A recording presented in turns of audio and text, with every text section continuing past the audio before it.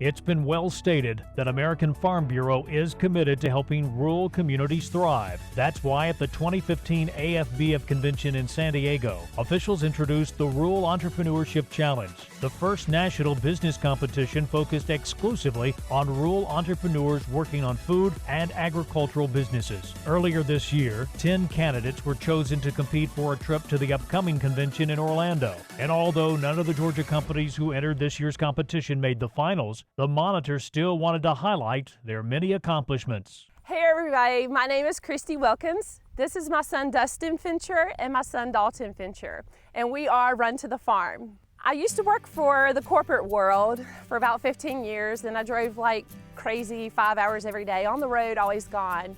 And after we had our little girl, I was blessed to be able to stay home with our kids and help out on the farm. And I always told my husband, one day I'm going to replace our income by doing something from home. Well, we were just blogging about farm life and our cows and kids and stuff like that. And we had some friends say, well, why don't you do t-shirts? So we started off with Run to the Farm t-shirts and hats, different things like that. At the same time of farming and doing our cows, my son wanted to be a beekeeper. So we started beekeeping, producing lots of honey. Dalton would sell the honey to friends and family and people in town, and all that went really well.